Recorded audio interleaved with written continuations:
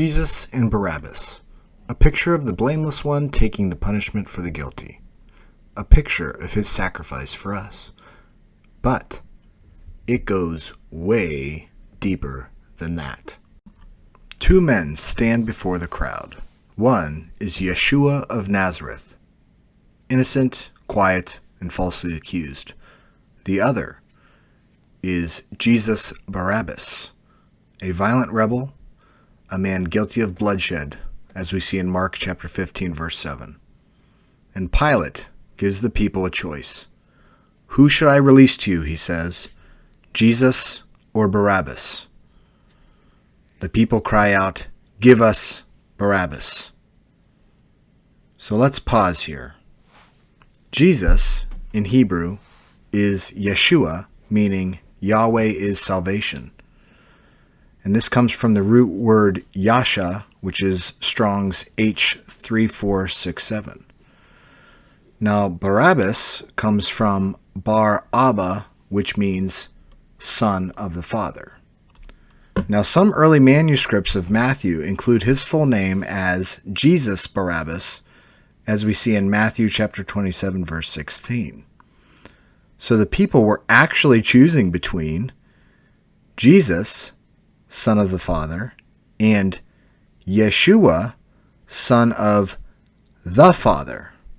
Both were Jesus, son of the Father.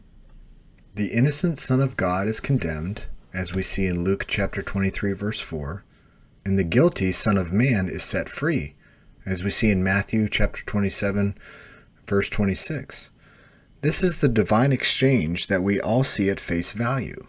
But it mirrors the ancient Day of Atonement ritual, which is Yom Kippur, in Leviticus chapter 16. 2 goats were chosen. One was sacrificed for Yahweh in Leviticus chapter 16, verse 9, and one was sent alive to Azazel into the wilderness, bearing the sins of the people in Leviticus chapter 16, verses 10 and verses 21 and 22. But the question is, who or what is Azazel? So in 1st Enoch, Azazel is one of the chief fallen angels. And as it says in chapter 10, verse 8, it says, to Azazel ascribe all sin. And it also says, bind Azazel, cast him into the wilderness, and cover his face that he may not see light, as we see in chapter 10, verses 4 and 5. He taught mankind sorcery, warfare, corruption, and ultimately led to the flood of Noah as all flesh was corrupted from the sons of God, with Azazel taking the ultimate blame for the origin of sin. So in the ritual, the goat wasn't just wandering. It was sent back to the source of sin, Azazel. Now, coming back to Jesus and Barabbas, it makes sense. Yeshua is the goat for Yahweh, sacrificed to atone for sin, as we read in Hebrews chapter 9, verse 12.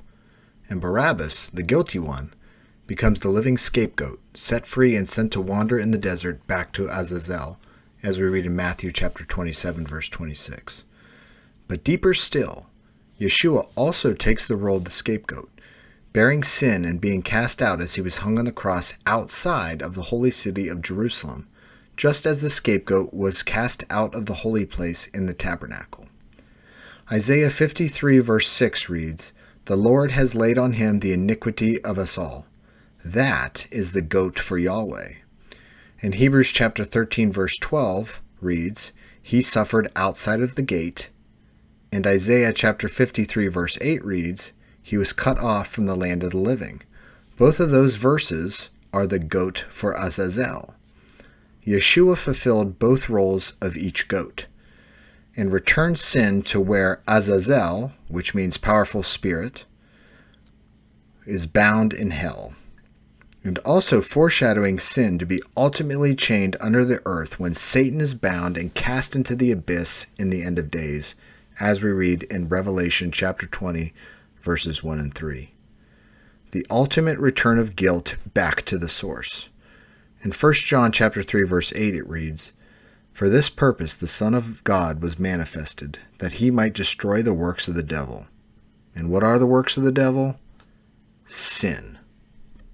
The courtroom of Pontius Pilate played out almost as a trick question. The people had no choice but to ultimately choose Yeshua, Son of the Father.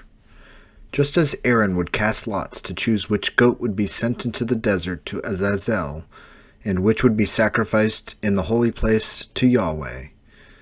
But this time, the game was rigged as a win-win. Yeshua, Son of the Father, would fulfill both roles for the appointed time of the Day of Atonement. Thanks for watching. Be sure to check out some of my other videos for cool insight into Scripture.